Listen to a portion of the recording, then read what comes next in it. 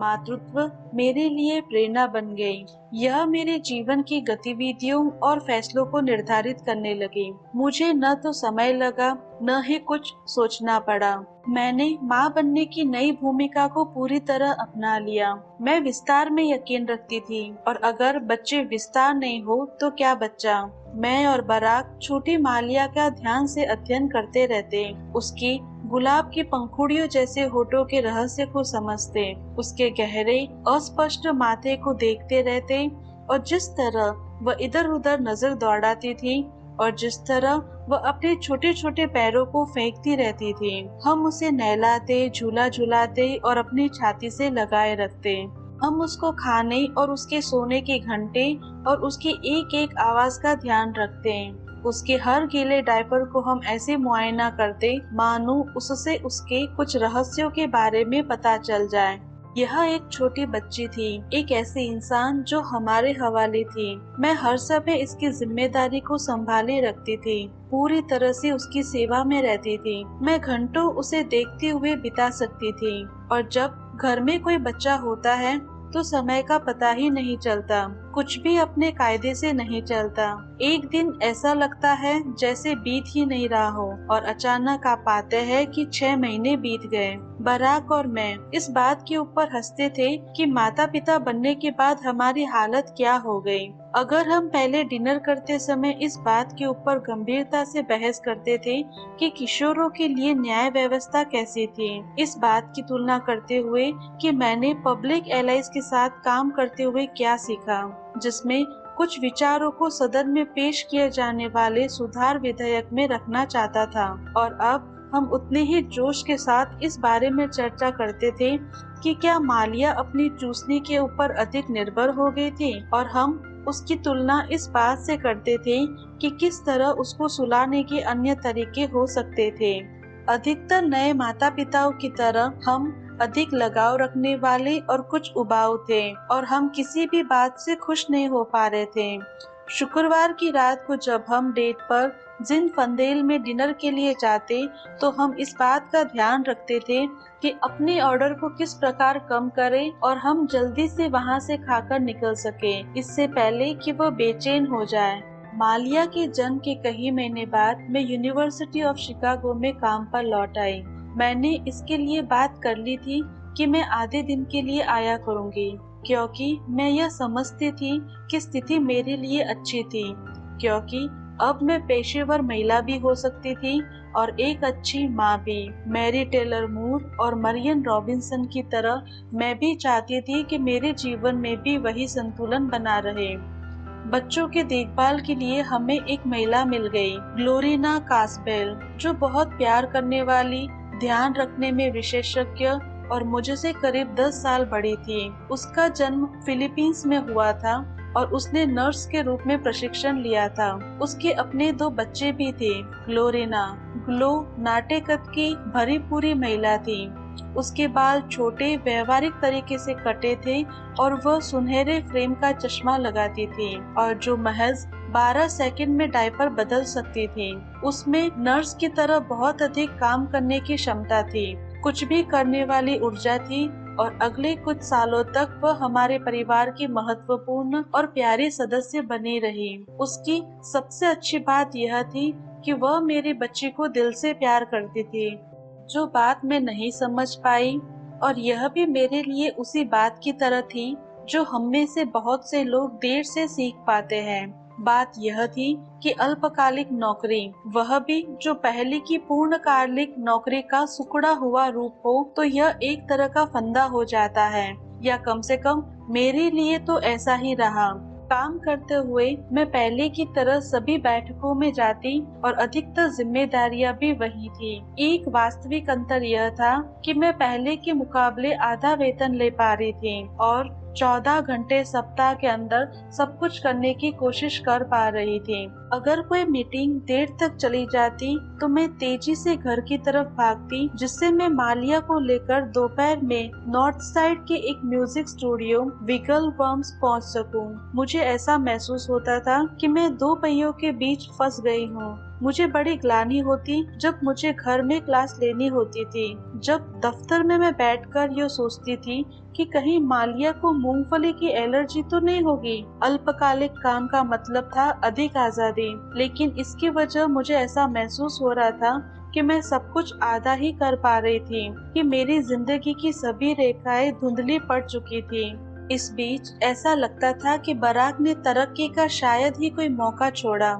मालिया के जन्म के कुछ महीनों बाद वह सीनेट के 4 साल के लिए पुनः निर्वाचित हुआ। उसको 89% मतों के साथ जीत हासिल हुई। वह लोकप्रिय था, सफल था और वह योजना बनाने में माहिर था। और अब वह बड़ी बड़ी चीजों के बारे में सोचने लगा था, जैसे अमेरिकी कांग्रेस के लिए चुनाव लड़ना। उसको यह उम्मीद थी कि उसको 4 बार के निर्वाचित हो रहे डेमोक्रेटिक उम्मीदवार बॉबी रश के स्थान पर टिकट मिल सकता था। क्या मुझे ऐसा लगता था कि यह विचार अच्छा था कि कांग्रेस के लिए चुनाव लड़े? नहीं, मैं ऐसा नहीं सोचती थी, क्योंकि मुझे उसकी जीत की संभावनाएं कम लगती थी। कारण यह था कि बॉबी रश जाना माना नाम था और बराक को एक तरह से कोई नहीं जानता था, लेकिन अब वह राजनेता था और डेमोक्रेटिक पार्टी के अंदर उसकी पहुंच थी। उसके सलाहकार थे, समर्थक थे, जिनमें से कुछ उसको ऐसी सलाह दे रहे थे कि उसको लड़ना चाहिए। किसी ने प्रारंभिक सर्वेक्षण किया और जिससे ऐसा लग रहा था कि वह जीत सकता था, और यह बात मैं अपने पति के बारे में पक्के तौर पर जानती थी। आपने उसके सामने कोई अवसर रखा, कोई ऐसा अवसर जिसका प्रभाव का क्षेत्र बड़ा हो और आप ये उम्मीद करें कि वह भाग खड़ा होगा, लेकिन छोड़ नहीं सकता, वह नहीं छोड़ेगा। 1999 के अंत में जब मालिया की उम्र करीब 18 माह की थी, तो हम उसको क्रिसमस के अवसर पर उसकी परदादी टूट से मिलाने के लिए हवाई यात्रा पर जाने वाले थे। वह अब 70 वर्ष की हो चुकी थी और उसी इमारत में रह रही थी जिसमें दशकों से रह रही थी। यह एक पारिवारिक यात्रा थी। साल में एक बार टूट अपने पोते परपोतियों को देखती थी। शिकागो में एक बार फिर से ठंड पड़ने लगी, जिसके कारण हवा में गर्मी और आकाश से नीलापन जा रहा था।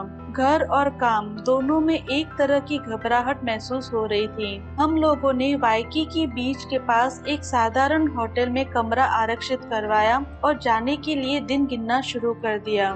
लॉ स्कूल में उस सेमेस्टर के लिए बराक के पढ़ाने का काम पूरा हो गया था और मैंने काम से छुट्टी ले रखी थी, लेकिन बीच में राजनीति आ जा रही थी। इलिनॉय सीनेट में बहस छिड़ गई, जिसमें बड़े अपराध से संबंधित बिल के प्रावधानों को सुलझाने का प्रयास किया जा रहा था। इसके बजाय छुट्टी के आने के वह विशेष सत्र के लिए चला गया, जहां उसका लक्ष्य था कि क्रिसमस से पहले मतदान कर दिया जाए। बराक ने मुझे स्प्रिंगफील्ड से फोन किया। यह कहा कि अपनी यात्रा को कुछ दिनों के लिए टालना पड़ेगा। यह कोई खबर नहीं थी, लेकिन मैं यह समझ गई थी कि अब उसके हाथ से निकल चुका था। मैंने यह किया कि हम आखिरकार वहां गए। मैं यह नहीं चाहती थी कि टूट क्रिसमस अकेली मनाए, और इसके अलावा बराक और मुझे रुकने की जरूरत थी। मैं यह सोच रही थी कि हवाई यात्रा हम दोनों को काम से दूर करके सांस लेने का मौका देगी। वह अब आधिकारिक रूप से कांग्रेस के लिए लड़ रहा था, जिसका मतलब यह था कि वह शायद ही कभी उससे निकल सकता था। बाद में उसने एक स्थानीय अखबार को इंटरव्यू में यह कहा कि पिछले 6 महीने में वह कांग्रेस के लिए प्रचार में लगा हुआ है, और इस दौरान वह 4 दिन से भी कम समय के लिए मालिया और मेरे साथ बिता पा रहा था। यह चुनाव की दर्द भरी दास्तां थी। उसकी सारी जिम्मेदारियों के ऊपर बराक एक एक मिनट करके गिन रहा था, जो बार बार उसको यह याद दिला रही थी कि कितने घंटे और मिनट मार्च के प्राथमिक चुनाव के रह गए थे। वह इन मिनटों और घंटों को किस तरह से कम सिद्धांत के रूप में इस तरह से उपयोग में ला सकता था कि इसका असर उसके अंतिम नतीजों पर पड़े, जो बाद में इस चुनाव प्रचार अभियान से सीख पा रही थी कि कोई उम्मीदवार प्रचार काल में जितने मिनट या घंटे अपने परिवार के साथ बिताता था, उसको एक तरफ से समय की बर्बादी माना जाता था। मैं अब इतनी बेहतर हो चुकी थी कि किस तरह से चुनाव के रोज रोज के उतार चढ़ाव से खुद को अलग बनाए रखूं। चुनाव लड़ने के बराक के फैसले को मैंने भगवान की कृपा की तरह देखा, और मैंने यही रुख अपनाया कि इस सब के बीच में न आया जाए। मैं यह सोच रही थी कि राष्ट्रीय राजनीति में आने की कोशिश में अगर वह सफल हो जाए तो इससे प्रेरणा लेकर वह और कुछ करेगा। एक आदर्श दुनिया में बराक किसी संस्था का प्रमुख बन सकता था, जहां वह अपने मन के मुद्दों के लिए कारगर काम भी कर सकता था और रात को खाने के लिए घर भी आ सकता था। हम 23 दिसंबर को हवाई के लिए उड़े, जब सदन का कामकाज छुट्टियों के लिए रुक गया। हालांकि प्रस्ताव अभी पारित नहीं हुआ था, लेकिन मेरे लिए यह राहत की बात थी कि वह आ पाया। वाइकी के बीच पर मालिया को बहुत अच्छा लगा। वह तट रेखा पर उठती गिरती रहती थी, लहरों को पैर से मारती और खुशी के मारे थक जाती। हम लोगों ने खुशी खुशी टूट के अपार्टमेंट में क्रिसमस मनाया। हम तोहफे खोल रहे थे और 5000 टुकड़ों वाले जिक्सा पजल के प्रति उनके समर्पण को देख रहे थे, जो वह कार्ड टेबल पर खेल रही थी। जैसा कि हमेशा होता था, ओआऊ के हरे जल और खुश मिजाज लोगों के कारण हम अपनी रोज रोज की चिंताओं से मुक्त हो चुके थे। हम खुश थे और हमारी त्वचा पर लगने वाली गर्म हवा और अपनी बेटी की खुशी को ही सब कुछ समझ रहे थे। जैसा कि अखबार की सुर्खियां हमें यह याद दिला रही थी कि हम नई सहस्त्राब्दी की सुबह की तरफ बढ़ रहे थे और 1999 के साल के अंतिम दिनों को बिताने के लिए एक प्रकार की यह अच्छी जगह पर थे। सब कुछ तब तक ठीक ठाक चल रहा था कि बराक को इलिनॉय से फोन आया। उसको यह बताया गया कि सदन का सत्र अचानक शुरू होने वाला था, ताकि अपराध बिल को पारित किया जा सके। अगर वह मतदान करना चाहता तो उसके पास स्प्रिंगफील्ड पहुंचने के लिए महज 48 घंटे थे। एक और घड़ी अब चलने लगी। मैं डूबते दिल से यह देख रही थी कि बराक काम में लग गया। उसने हमारे टिकट दोबारा बुक किए और हम अगले ही दिन जाने वाले थे और हमारी छुट्टियां खत्म हो गई। हमें वहां से जाना था। हमारे पास कोई चारा नहीं था। मैं यह सोच रही थी कि काश मैं मालिया के साथ अकेली रह जाती, लेकिन उसमें मजा क्या था। मुझे जाने को लेकर किसी तरह की खुशी नहीं हो रही थी, लेकिन एक बार फिर यह बात समझ में आई कि राजनीति इसी तरह काम करती है। मत महत्वपूर्ण था। बंदूक पर नियंत्रण के लिए नए उपायों को लेकर मतदान होने वाला था, जिसका बराक ने बढ़ चढ़कर समर्थन किया था और इसके कारण मत विभाजन इतना अधिक था कि एक मत कम पड़ने से भी हो सकता था कि बिल पास न हो पाए। हम घर जा रहे थे, लेकिन कुछ अयाचित हुआ। रातों रात मालिया को बहुत तेज बुखार आ गया। दिन में उसने लहरों के साथ खूब मस्ती की थी, लेकिन अब 12 घंटे बाद वह निढाल पड़ी हुई थी। उसकी आंखें सूजी हुई थी और दर्द से करा रही थी। वह अब इतनी छोटी थी कि इसके बारे में कुछ कह नहीं सकती थी। हम लोगों ने उसे दवाई दी, लेकिन उससे उसे कोई फर्क नहीं पड़ा। वह एक कान को खींच रही थी, जिससे मुझे संदेह हुआ कि उसको संक्रमण हो गया था। इसका मतलब क्या था, समझ में आने लगा। हम बिस्तर पर बैठे। मालिया नींद में बेचैन की हालत में देख रही थी। हमारी फ्लाइट कुछ ही घंटे बाद थी। मैंने देखा कि बराक के चेहरे पर चिंता की रेखा आ गई। वह दो जिम्मेदारियों के बीच फंसा हुआ लग रहा था। हम अब जो फैसला करना चाहते थे, उसके लिए हमारे पास समय भी था। जाहिर है यह हवाई जहाज से नहीं उड़ सकती, मैंने कहा। मैं जानता हूँ, हम लोगों को फिर से फ्लाइट बदलनी होगी, मुझे पता है। जो बात कही नहीं जा रही थी वह यह थी कि उसे जाना था। वह घर से बाहर निकलकर कैब पकड़कर एयरपोर्ट जा सकता था और हवाई जहाज पकड़कर स्प्रिंगफील्ड जाकर वोट दे सकता था। वह अपनी बीमार बेटी और झल्लाई पत्नी को प्रशांत महासागर में छोड़कर जा सकता था और अपने सहकर्मियों के साथ शामिल हो सकता था। यह एक विकल्प था, लेकिन यह सुझाकर मैं शहीद नहीं बनना चाहती थी।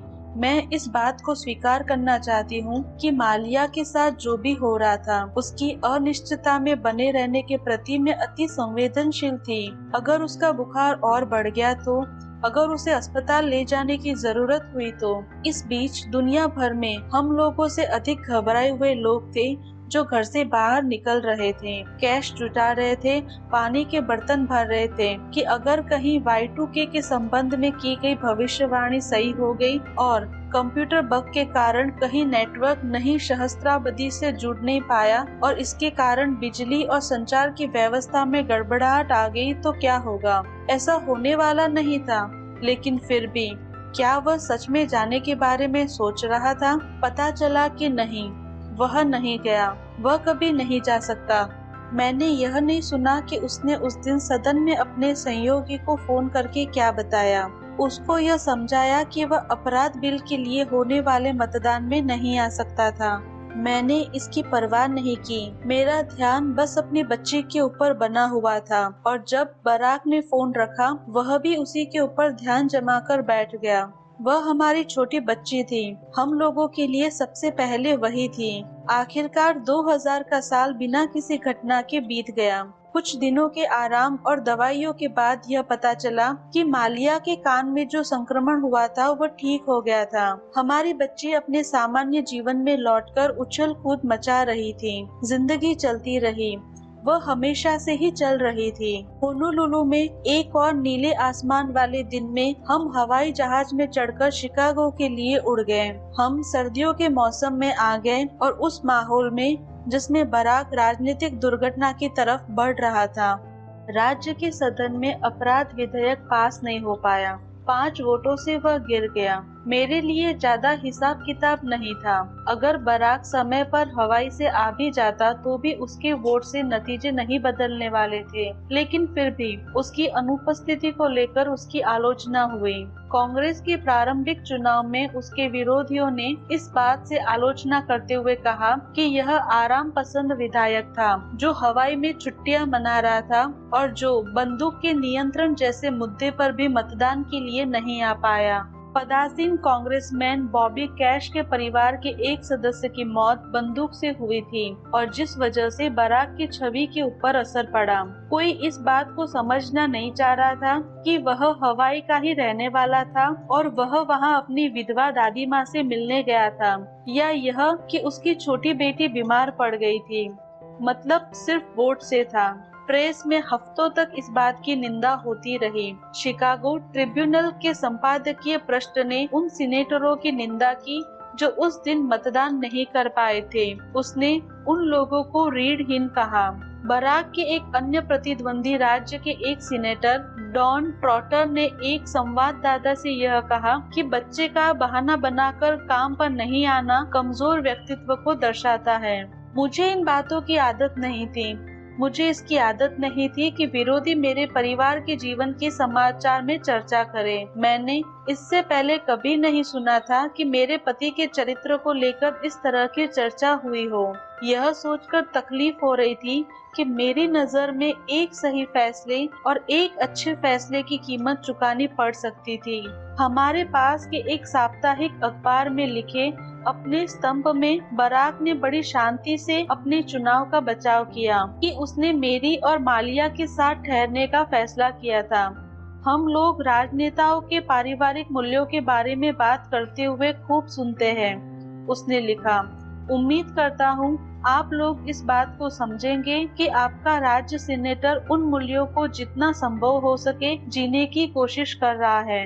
ऐसा लग रहा था कि बच्चे के कान के दर्द के कारण बराक ने 3 साल जो राज्य के सीनेट में काम किया था सब धुल गया। उसने राज्य प्रचार कोष में सुधार के लिए काम किया था, जिसके कारण निर्वाचित प्रतिनिधियों पर सख्त नैतिक नियम लागू हो गए थे। उसने टैक्स में कटौती तथा गरीब मजदूरों के ऋण के लिए लड़ाई लड़ी थी तथा उसने उसके ऊपर ध्यान एकाग्र किया था कि वरिष्ठ नागरिकों के लिए दवाई की कीमतों को कम किया जाए। उसने रिपब्लिक और डेमोक्रेट सभी सीनेटरों का विश्वास जीता था, लेकिन संघर्ष में नीचे उतरकर हमले किए जा रहे थे। प्रचार के आरंभ से ही बराक के विरोधी और उनके समर्थक ऐसी बातें को प्रचार कर रहे थे कि जिससे अफ्रीकी अमेरिकी मतदाताओं में अविश्वास फैल जाए। उनका यह कहना था कि बराक को हाइड पार्क के श्वेतों ने आगे किया था, यानी श्वेत यहूदियों ने, ताकि अपने पसंदीदा उम्मीदवार को साउथ साइड से उतारा जा सके। बराक को कुछ हद तक हमारे समुदाय में अश्वेत चेहरे वाले श्वेत के रूप में देखा जा रहा है, डॉन ट्रॉटर ने शिकागो रीडर को कहा। उसी प्रकाशन को बोलते हुए बॉबी रश ने कहा कि वह पढ़ाई के लिए हार्वर्ड गया और पढ़ा लिखा बेवकूफ बन गया। हम ऐसे लोगों से प्रभावित नहीं हो सकते जिनके पास संभ्रांत संस्थान की डिग्री है। दूसरे शब्दों में, वह हम लोगों में से एक नहीं है। बराक उनकी तरह वास्तविक अश्वेत आदमी नहीं था, ऐसा आदमी जो उनकी तरह बोलता हो, उनकी तरह दिखता हो और उतनी किताबें पढ़ने वाला आदमी वैसा हो भी नहीं सकता था। जो बात मुझे सबसे अधिक परेशान कर रही थी वह यह थी कि बराक ने सब कुछ साउथ साइड के अभिभावकों को समझाया था और यह बताया था कि वह उनके बच्चों के लिए क्या चाहता था। जो बात बॉबी रश और जेसी जैक्सन तथा बहुत से अश्वेत नेताओं द्वारा बरसों से कही जा रही थी। उसने शिक्षा जरूर पाई थी, लेकिन वह अफ्रीकी अमेरिकी समुदाय को छोड़कर नहीं गया था, बल्कि अब वह उनकी सेवा करने की कोशिश कर रहा था। यह चुनाव जरूर गर्मागर्म होने वाला था, लेकिन बराक के ऊपर तमाम गलत कारणों से हमले किए जा रहे थे। मैं यह देखकर हैरान थी कि किस तरह हमारे नेता उसको अपनी सत्ता के लिए खतरे के रूप में देख रहे थे।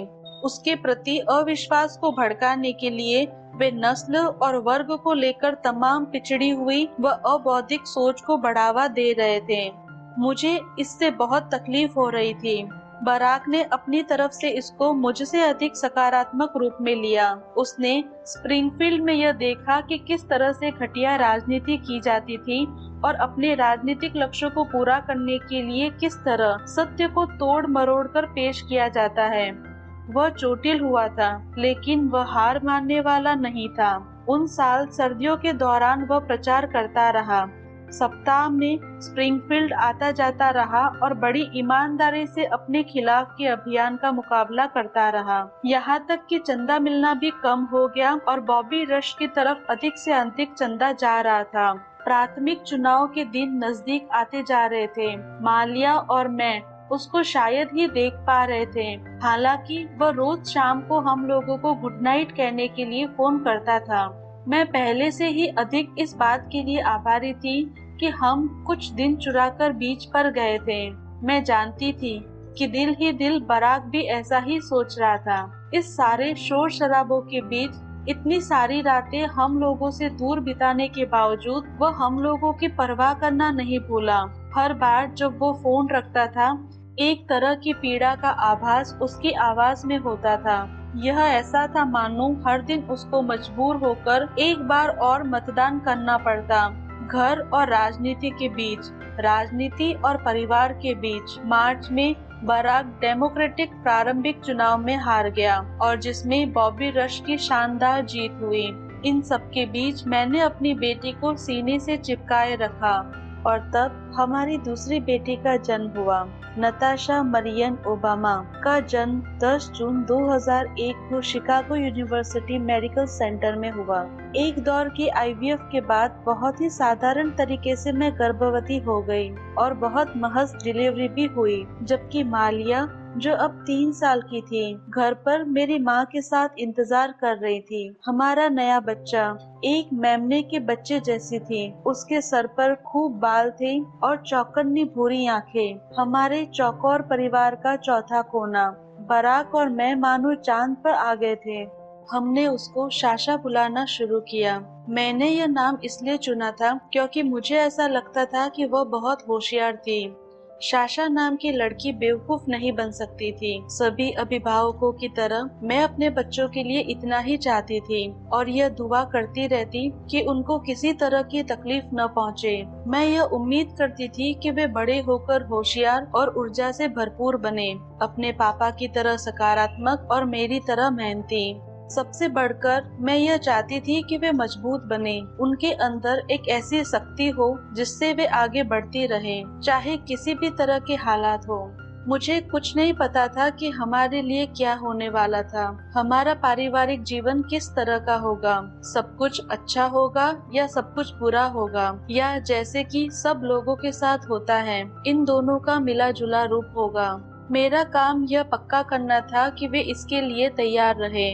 यूनिवर्सिटी का काम मुझे निचोड़ लेता था, जिसके कारण मैं अच्छी तरह से नहीं रह पाती थी और पैसों की भी मुश्किल होती जा रही थी क्योंकि बच्चों की देखभाल करने का खर्च बढ़ गया था। साशा के जन्म के बाद मैं इस बात को लेकर बहस कर रही थी कि मुझे काम पर जाना चाहिए या नहीं। मैं यह सोचती थी कि अगर मैं घर में रहूं तो अपने परिवार की अच्छी तरह से देखभाल कर सकती थी। हमारी आया ग्लो को देखभाल के लिए अधिक वेतन वाली एक नौकरी मिल गई और उसने हिचकते हुए यह फैसला किया कि उसको जाना चाहिए। जाहिर है मैं उसके ऊपर इल्जाम नहीं दे सकती, लेकिन ग्लो के जाने के बाद मेरी कामकाजी माँ के दिल में सब कुछ फिर से नए तरीके से हो रहा था। उसने मेरे परिवार का जिस तरह से देखभाल किया था, मैं अपना काम कर पा रही थी। वह मेरे बच्चे को इस तरह से प्यार करती मानो उसके अपने बच्चे ही हो। जिस रात उसने हम लोगों को नोटिस दिया, उस रात मैं बहुत रोई। मैं यह जानती थी कि उसके बिना मेरा यह सब कुछ कर पाना मुश्किल हो जाएगा। मैं यह जानती थी हम कितने भाग्यशाली थे कि हमारे पास इतने साधन थे कि हम उसको काम पर रख पाए। लेकिन अब उसके जाने के बाद ऐसा लग रहा था मानो मेरा एक हाथ कट गया हो। मुझे अपनी छोटी बच्चों के साथ रहना अच्छा लगता था। घर में बिताए हर पल और हर घंटे के महत्व को मैं समझती थी। खासकर बारात का आना जाना इतना अनिश्चित बना रहता था। मैंने एक बार फिर अपनी माँ के उस फैसले के बारे में सोचा जब उन्होंने मेरे और क्रैग के साथ घर में समय बिताने का फैसला किया था। यह जरूर है कि मैं उनके जैसा जीवन जीने की कल्पना करती थी। मैं यह सोचती थी कि पाइनसोल के घोल से खिड़की धोना और हमारे कपड़े बनाना मजाक की बात थी, लेकिन जिस तरह की जिंदगी मैं जी रही थी वैसे वह जीवन अनोखा और संभलने लायक लगता था और जिसे आजमाने को जी चाहता था।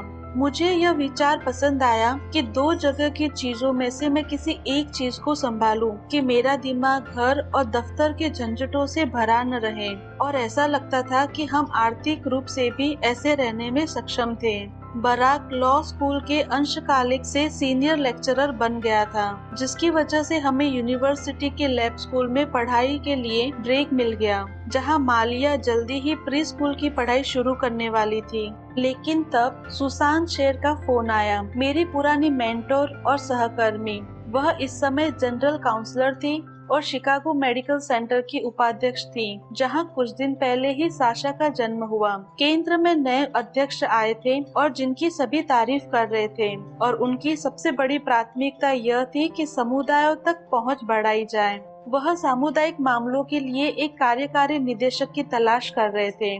वह एक ऐसी नौकरी थी जो मेरे लिए ही बनी थी। क्या मैं इंटरव्यू देना चाहती थी? मैंने इस बारे में बहस की कि क्या मुझे अपना रिज्यूमे भेजना चाहिए। यह बहुत बड़ा मौका था, लेकिन उन दिनों मैंने यह कहना शुरू कर दिया था कि मैं, जो कि हम चाहते हैं कि मैं घर पर ही रहूं तो अच्छा है। खैर जो भी हो, यह मेरे लिए बहुत इतराने का मौका नहीं था। ऐसा मौका नहीं था कि मैं अपने बाल ड्राई करके बिजनेस सूट पहनती। साशा को देखने के लिए मुझे रात में कई बार उठना होता था, जिसके कारण मैं कम सो पाती थी और इस वजह से सफाई में भी कमी आ गई थी। मैं अभी भी सफाई को लेकर बहुत पाबंद थी, लेकिन मैं लड़ाई हार रही थी। हमारा फ्लैट बच्चों के खिलौनों से भर रहा था, बच्चों की किताबों से और डायपर के पैकेट से। घर से बाहर हर बार निकलने पर मैं झोले में भर भर कर सामान लाना पड़ता था, कुछ खिलौने और सभी के लिए अतिरिक्त कपड़े। लेकिन माँ बनने के साथ बहुत अच्छी दोस्तियाँ भी आई। मैं कुछ कामकाजी महिलाओं के संपर्क में आई, जिनसे बातचीत हो जाती और सामाजिक मेलजोल भी। हम सभी 30 साल से अधिक उम्र की थी और अलग अलग पेशों में काम करती थी, बैंकिंग से लेकर गैर सरकारी संगठन तक। हम में से कई के बच्चे भी एक समय पर ही हुए। जितने बच्चे उनके हुए, हम उतने ही पाबंद होते गए। हम लोग एक दूसरे से लगभग हर सप्तांत मिलते। हम एक दूसरे के बच्चों को देखते, सब मिलकर चिड़ियाघर जाते या डिज्नी ऑन आइस के टिकट एक साथ खरीदते। कई बार शनिवार को हम किसी के खेलने के कमरे में सभी बच्चों को एक साथ डालकर वाइन की बोतल खोल लेते। इनमें से सभी महिलाएं शिक्षित थी, महत्वाकांक्षी थी, अपने बच्चों के प्रति समर्पित थी और आम तौर पर इस उलझन में रहती थी कि सबको एक साथ कैसे लेकर जाया जाए। हम लोगों में से कुछ अल्पकालिक काम कर रही थी, कुछ पूर्णकालिक और कुछ अपने बच्चों के साथ घर पर रहती थी। कुछ अपने बच्चों को हॉट डॉग और कॉर्न चिप्स खाने देती और कुछ ऐसी थी जो अनाज का बना खाना देती थी। कुछ के पति ऐसे थे जो गृह कार्य में अधिक शामिल रहते और कुछ के पति मेरे जैसे थे जिनको बहुत अधिक काम था और वे अधिकतर बाहर ही रहते थे। मेरे दोस्त बहुत खुश रहती, कुछ बदलाव लाने का प्रयास कर रही थी, अलग तरह का संतुलन बिठाने का प्रयास करते। हम सभी लगातार जांच परख में लगे रहते कि एक क्षेत्र को दुरुस्त करते ताकि जीवन का दूसरा पहलू ठीक हो जाए।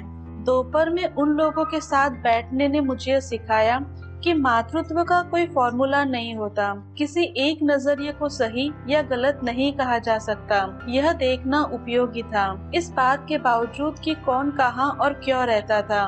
खेलने के कमरे में सभी छोटे बच्चे खुश रहते थे और सभी अच्छी तरह बड़े हो रहे थे। हम जब भी जुटते तो मुझे महसूस होता कि हम सभी महिलाओं की सम्मिलित शक्ति अपने बच्चों के लिए भला कर रही थी। अंत में चाहे जो हो जाए, मैं यह जानती थी कि हम लोग एक दूसरे को बाहर निकालने में मदद कर पाएंगे और हम सब ठीक रहेंगे।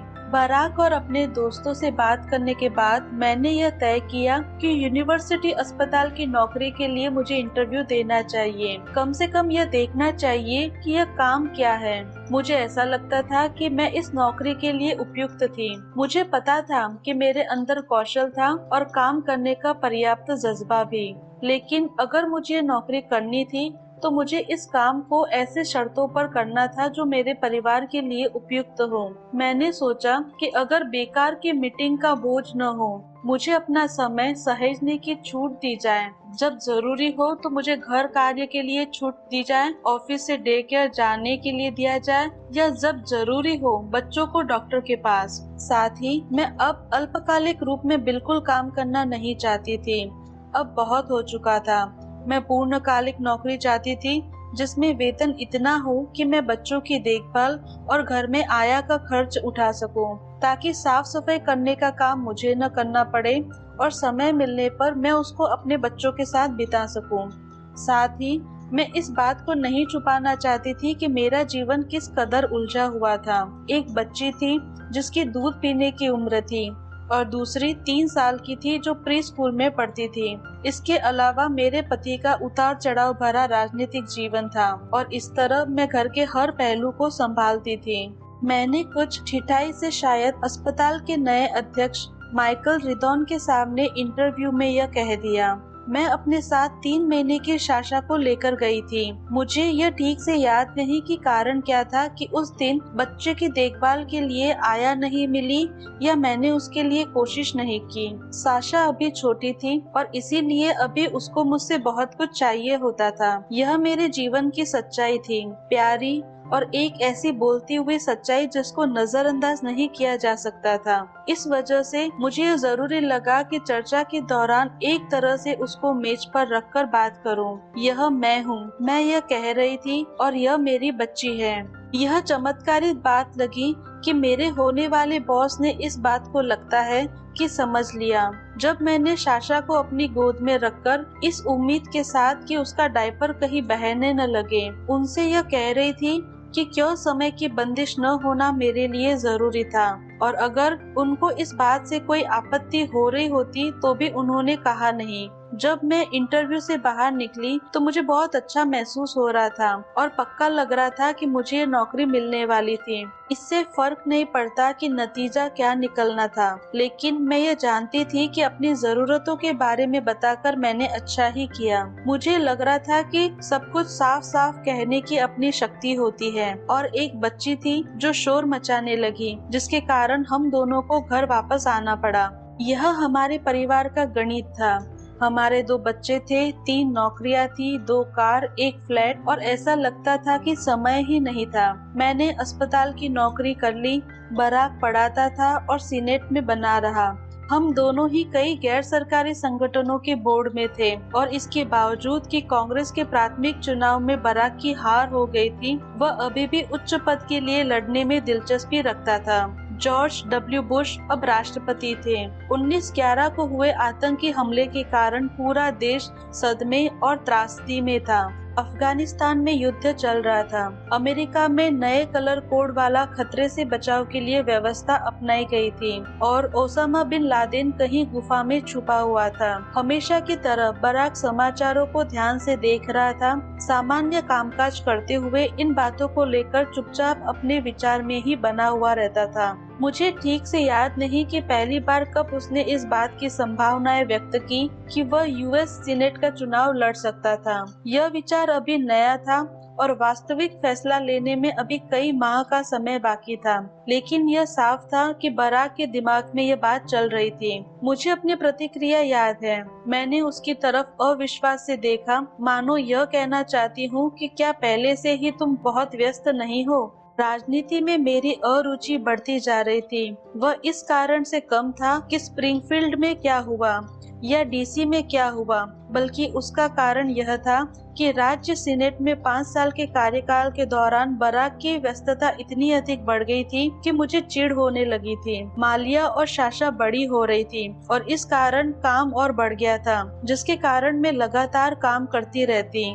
बराक और मैं बच्चों के जीवन को आरामदेह और बेहतर बनाने के लिए जो भी कर सकते थे कर रहे थे। हमारे घर में बच्चों के लिए नई आया आ गई थी। मालिया यूनिवर्सिटी ऑफ शिकागो के लैब स्कूल में पढ़ते हुए खुश थी। वह वहाँ दोस्त बना रही थी और अपना छोटा कैलेंडर बना रही थी, जिसमें जन्मदिन और वीकेंड स्विमिंग क्लास के बारे में लिखती थी। साशा अब 1 साल की हो गई थी और लड़खड़ाते हुए पैरों पर चलने लगी, कुछ शब्द बोलने लगी थी और खूब मुस्कुराने लगी थी। वह मालिया और उसकी 4 साल की दोस्तों को लेकर खूब दिलचस्पी रखती और उनके साथ रहना चाहती थी। अस्पताल में मेरा काम सही चल रहा था। हालांकि मैंने पाया कि इन सब से ऊपर रहने के लिए मुझे लग रहा था कि सुबह 5 बजे उठकर किसी के उठने से पहले कुछ घंटे कंप्यूटर पर काम कर लिया जाए, जिसकी वजह से शाम के वक्त मैं उखड़ी रहती थी और जिसकी वजह से कई बार रात में उल्लू की तरह आने वाले अपने पति से लड़ाई हो जाती थी, जो गुरुवार की रात स्प्रिंगफील्ड से आता और अपने परिवार के जीवन में घुसने की कोशिश करने लगता। जितने समय नहीं रहता था उसकी भरपाई करने की कोशिश करने लगता। लेकिन समय हम लोगों के लिए एक मुद्दा था। समय पर कोई काम न करने को लेकर बराक को पहले मैं प्यार से चिढ़ाती थी, लेकिन अब भड़क जाती थी। मुझे पता था कि गुरुवार का दिन उसको अच्छा लगता था। मुझे उसका जोश समझ में आता था जब वो फोन करके कहता कि मेरा काम हो गया है और मैं घर आ रहा हूँ। मैं समझती थी कि यह कहने के पीछे उसका इरादा अच्छा ही रहता था। मैं रास्ते में हूँ या बस पहुँचने वाला हूँ, और अगर कई बार मैं इन शब्दों को यकीन कर लेती थी। मैं लड़कियों के सोने के समय को टालती ताकि वे डैड को गले लगाने का इंतजार कर ले। मैं उनको डिनर करवा कर उनके बिस्तर पर उनको सुला देती और खुद खाने के लिए इंतजार करती रहती थी। मोमबत्ती जलाकर मैं बराक के साथ खाने के लिए इंतजार करती रहती थी। इतनी देर तक इंतजार करती कि साशा और मालिया की आंखें झपकी खाती। मुझे उनको लेकर बिस्तर पर जाना पड़ता था या मैं अकेले इंतजार करती रहती। भूखी धीरे धीरे चिढ़ बढ़ती रहती क्योंकि मेरी आंखें भरी होने लगती और मोमबत्ती टेबल पर पिघलती रहती। रास्ते में हूँ मैं अब यह सीख रही थी कि बराक के अंगत आशावाद से उपजा था, जो इस बात का संकेत होता था कि वह घर आने के लिए किस कदर बेचैन था। लेकिन जब वह सच में आता था तो यह जताने के लिए कुछ भी नहीं रहता था। घर पहुंचने वाला हूँ। असल में यह बात बताने के लिए नहीं होती थी कि वह घर से कितनी दूरी पर था, बल्कि उसकी मानसिक अवस्था का परियाचक होता था। कई बार वह रास्ते में ही होता और उसको रुककर कार में बैठने से पहले किसी सहकर्मी से 45 मिनट की बातचीत करनी पड़ जाती थी। कई बार जब वह घर में पहुँचने वाला होता था, लेकिन यह बात भूल जाता था कि वह जिम में वर्कआउट के लिए लिए रुक गया था। हमारी जिंदगी में बच्चों के आने से पहले इस तरह की निराशा थोड़ी जान पड़ती थी, लेकिन एक कामकाजी माँ जिसका पति आधे समय के लिए ही घर में रहता हो, जिसको सुबह होने से पहले उठना पड़ता हो, इसीलिए मुझे लगता था कि कहीं मेरा धैर्य न जवाब दे जाए और किसी दिन मैं बरस न पड़ूं। जब बारात घर में आता, या तो मैं गुस्से में रहती या घर की सारी बत्तियां बुझाकर सोने के लिए जा चुकी होती। हम उन्हीं मानदंडों के आधार पर जीते हैं जो हम जानते हैं। बारात के बचपन में उसके पिता जा चुके थे और उसकी माता आती जाती रहती थी। वह उनके प्रति समर्पित तो थी, लेकिन वह उसको अपने से जोड़ नहीं पा रही थी। जहाँ तक बात उसकी थी, उसको इसमें कुछ बुरा नहीं लगता था। उसका साथ देने के लिए पहाड़ थे, समुद्र तट थे और उसका अपना दिमाग था। बारात की दुनिया में स्वतंत्रता का मतलब होता था, यह हमेशा था और सदा रहेगा। जबकि मैं अपने घर के माहौल में पली बड़ी थी, मैं अपने छोटे से अपार्टमेंट में, अपने छोटे से साउथ साइड के आस पड़ोस में, जहाँ नाना नानी मामा सब मिलकर आस पास रहते थे। इतवार की रात खाने पर सब एक मेज पर भीड़ बनाकर बैठते थे। 13 साल के प्यार के बाद हमें यह सोचने की जरूरत थी कि इसका क्या मतलब था। जब बात इस बात पर आती तो मुझे अच्छा नहीं लगता था, इसलिए नहीं कि शादी के प्रति पूरी तरह से समर्पित नहीं था। यह सब निश्चित रूप से मेरे जीवन में मायने रखता था। मैं एक ऐसे परिवार में पली बड़ी थी जिसमें सभी हर समय मौजूद रहते थे, इसलिए जब कोई नहीं आता था तो मुझे तकलीफ होती थी। मुझे अकेलेपन की बीमारी थी और अब मुझे इसलिए भी गुस्सा आता था कि लड़कियों को भी उसकी जरूरत थी। हम चाहते थे कि हमारे पास रहे। वह जब चला जाता था तो उसकी याद आती थी। मुझे दुख इस बात का होता था कि वह इस बात को समझता नहीं था कि हम कैसा महसूस करते थे। मुझे डर था कि उसने अपने लिए जो रास्ता चुना था और अभी भी उस रास्ते पर आगे बढ़ने के लिए वो तत्पर था, उसके कारण कहीं हमारी सारी जरूरतें खाक में हो जाने वाली थी। जब उसने पहली बार मुझे कहा था कि वह राज्य सीनेट का चुनाव लड़ना चाहता था, तो फैसला करने वाले हम दो ही थे। मुझे कुछ पता नहीं था कि राजनीति में हाँ कहने का मतलब आगे चलकर मेरे लिए क्या होने वाला था, जब हमारे 2 बच्चे भी हो जाने वाले थे। लेकिन अब मैं इस बात को अच्छी तरह समझ गई थी कि राजनीति परिवार का भला नहीं करती। जब मैं हाई स्कूल में पढ़ती थी, मैंने इसकी झलक देखी थी जब मेरी दोस्ती सेंटिटा जैक्सन के साथ थी, और मैंने यह तब भी देखा था जब हवाई में मालिया के बीमार रहने के कारण बारात ने रुकने का फैसला किया था, तो उसके राजनीतिक प्रतिद्वंदियों ने किस तरह उसकी अनुपस्थिति का फायदा उठाया था। कई बार समाचार पढ़ते हुए मैं पाती थी कि मैं उन लोगों की छवियों को देखने में लगी रहती जिन्होंने राजनीति में अपना जीवन बना लिया। क्लिंटन, गॉर, बुश, कैनेडी की पुरानी तस्वीरें, और यह सोचती थी कि इनके पीछे की कहानियां क्या थी। क्या सब कुछ सही था? खुश? क्या उनकी मुस्कान वास्तविक थी? घर में हमारी हताशा अक्सर गहराई में उभर आती थी। बराक और मैं एक दूसरे को बहुत गहराई से प्यार करते थे, लेकिन ऐसा लग रहा था कि हमारे रिश्ते के बीच में कहीं एक गांठ पड़ गई थी और वह गांठ हम खोल नहीं पा रहे थे।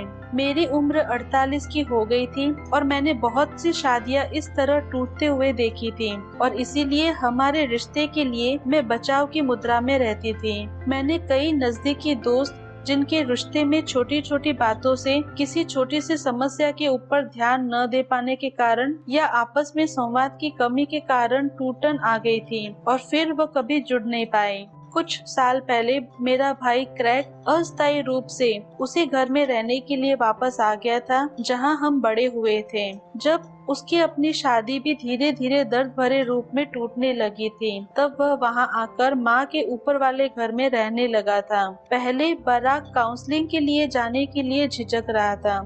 उसकी आदत थी कि जटिल समस्याओं के ऊपर वह खुद ही दिमाग लगाता था और उसको सुलझाता था। किसी अजनबी के सामने बैठना उसको अगर नाटकीय नहीं तो असहज महसूस हो रहा था। क्या वह जाकर रिश्तों के बारे में कुछ किताबें खरीद कर नहीं ला सकता था? उसके सामने बात करने के बजाय हम आपस में ही बात करते थे, लेकिन मैं सच में बात करना चाहती थी, सुनना चाहती थी, और यह मैं देर रात या उस दौरान नहीं करना चाहती थी जब हमारी बेटियां साथ में हो। मैं कुछ ऐसे लोगों को जानती थी जिन्होंने काउंसलिंग सेशन किए थे और इसके बारे में खुलकर बात करते थे और उनका कहना था कि इससे उनको फायदा हुआ था। इसीलिए मैंने शहर के केंद्र में एक मनोवैज्ञानिक से मिलने का समय बुक किया, जिसके बारे में मुझे मेरे एक दोस्त ने बताया था। बराक और मैं उससे मिलने के लिए कई बार गए। हमारा काउंसलर, मान लीजिए उसको वुड चर्च कहते थे, एक मधुर बोलने वाला श्वेत आदमी जिसने अच्छे विश्वविद्यालयों में पढ़ाई की थी और हमेशा खाकी पहनता था। मुझे ऐसा लगता था कि वह मेरी और बराक की बातों को सुनेगा और फिर तत्काल मेरी सारी शिकायतों को वाजिब ठहराएगा, क्योंकि पिछली कुछ शिकायतें एकदम सही थी। मुझे ऐसा लगता था कि बराक ने भी अपनी शिकायतों के बारे में ऐसा ही सोचा होगा। काउंसलिंग को लेकर मुझे एक बड़ी बात पता चली कि किसी बात को वैध नहीं ठहराया गया, किसी का भी पक्ष नहीं लिया गया। जहाँ तक हमारी असहमतियों की बात थी, तो डॉक्टर वुड चर्च किसी तरह का फैसला नहीं सुनाते थे, बल्कि वह बहुत ध्यान और सब्र के साथ सुनते थे। हम दोनों के भावनाओं के ज्वर के बीच को मानते थे, हमारे हथियारों को हमारे घावों से हटा देते थे। जब हम एक दूसरे से अधिक तर्क वितर्क करने लगते, तो उन्हें चेतावनी दी कि इसके बारे में गहराई से सोचें कि हम जिस तरह का महसूस करते हैं उस तरह का महसूस क्यों करते हैं। धीरे धीरे घंटों बातचीत के बाद गांठ खुलने लगी। हर बार बराक और मैं जब उनके दफ्तर से निकलते, तो हम एक दूसरे से अधिक जुड़ाव महसूस करते थे। मैं इस बात को समझने लगी कि खुश रहने के और भी रास्ते थे और यह जरूरी नहीं था कि बराक राजनीति छोड़कर किसी फाउंडेशन में 9 से 6 बजे तक नौकरी कर ले। मैं यह समझने लगी कि मैं किस तरह अपने अंदर की नकारात्मकता को बढ़ा रही थी। मैंने यह धारणा पाल ली थी कि मेरे साथ सब कुछ अनुचित हुआ था। मुझे मेहनत बहुत करनी पड़ती थी और हार्वर्ड में पढ़े वकील की तरह अपने दांव को पुख्ता करने के प्रमाण जुटाती रहती। अब मैंने नई संभावनाओं को आजमाया। यह संभव था कि बजाय इसके कि कोई मुझे खुश करने की अनुमति दे, मुझे अपने आप को खुश रखना चाहिए। मैं इस बात से बहुत गुस्से में रहती कि वह एक्सरसाइज क्यों करता था। तो अब मैंने यह देखना शुरू किया कि मैं किस तरह रोज रोज जिम जाने की कोशिश करूं। मैंने बहुत अधिक ऊर्जा इस बात में लगाई कि वह डिनर के समय घर आ जाए।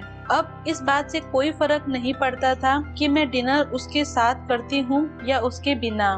यह मेरा बिंदु था, अपने आप को कैद करने के कारण। जब कोई पर्वतरोही पहाड़ की चोटी से फिसलने वाला होता हो, तभी मैंने अपनी कुल्हाड़ी जमीन पर गाड़ दी। इसका मतलब यह नहीं था कि बराक ने अपने अंदर कुछ सुधार नहीं किए। काउंसलिंग ने उसकी भी इस बात में मदद की कि किस तरह से हम जो बातचीत करते थे उसमें कमी थी, और उसने उसको बेहतर बनाने के लिए काम किया। लेकिन मैंने अपने अंदर सुधार किए। इससे मुझे मदद मिली और इस कारण हमें मदद मिली। शुरुआत मैंने इससे की कि मैंने फिर से जिम जाना शुरू किया। बराक और मैं एक ही जिम में जाते थे, जिसके हंसमुख और प्रेरक ट्रेनर का नाम कॉर्नेल था। मैंने कॉर्नेल के साथ कई साल अभ्यास किया था, लेकिन बच्चे हो जाने के बाद मेरी सारी दिनचर्या बिगड़ गई थी। इसको ठीक ठाक करने के लिए मेरी सदा की साथी, मेरी माँ ने मदद की, जो अभी पूरे दिन का काम करती थी।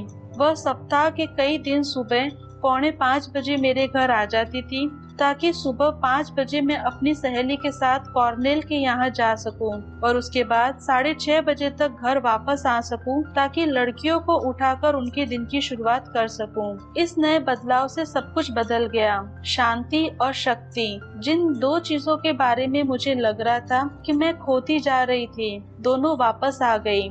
जहाँ तक डिनर के लिए घर आने की बात थी, तो मैंने नई सीमा बना ली, ऐसी सीमा जो मेरे और बेटियों के लिए हितकर थी। हमने अपना शेड्यूल बनाया और उसका पालन किया। हर रात का खाना 6:30 बजे, 7 बजे स्नान, उसके बाद किताबें, गले लगाना वगैरह, और अब ठीक 8 बजे बिजली बंद।